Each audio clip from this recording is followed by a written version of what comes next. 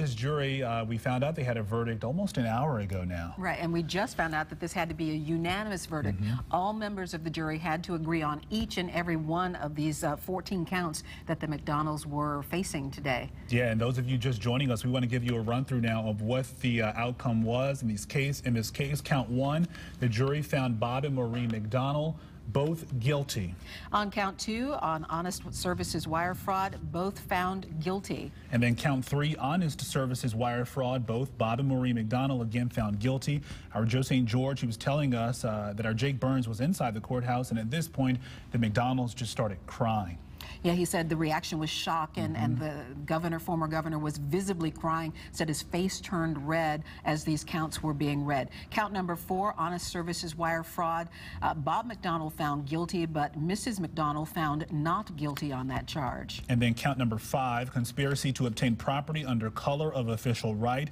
Again, both Bob and Maureen McDonnell in this case. Bob McDonnell found guilty. Maureen McDonnell found guilty. Both guilty, found guilty on count six as well, obtaining property under color of official right.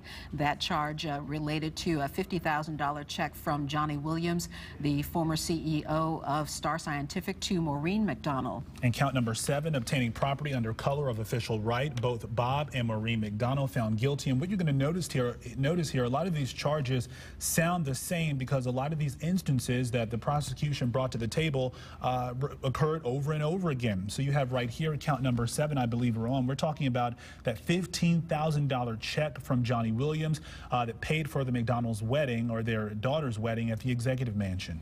Count number eight was obtaining property under color of official right. This involved over $2,300 in green fees to a golf club. That involved a couple of the McDonnells' sons. Both Maureen and Bob McDonnell found guilty on that charge as well. And then count number nine, obtaining property under color of official right. This goes back to that Kinloch Golf Club again. Count number nine, Bob McDonnell found guilty. Maureen McDonnell found not guilty. Count number 10, this involved a $50,000 check that was written by Johnny Williams to Bob McDonnell and his sister, who is also named Maureen, for their realty company. That count 10, Bob McDonnell was found guilty. Mrs. McDonnell found guilty. And count number 11, the last of the charges that center around obtaining property under color of official right. Bob McDonnell, I believe count number 11, that deals with, again, Bob McDonnell and his sister Maureen McDonnell's real estate business. $20,000 wire transfer from Johnny Williams. Bob McDonnell found guilty. Maureen McDonnell found not guilty in this with this count. And there were a couple of these 14 charges where Mr. and Mrs. McDonnell were charged separately, count 12 being one of them.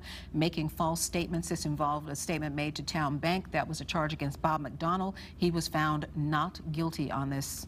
And then count number 13, making false statements, PenFed Bank, both Bob and Maureen McDonnell. This is the first one, I believe, that they have both been found not guilty.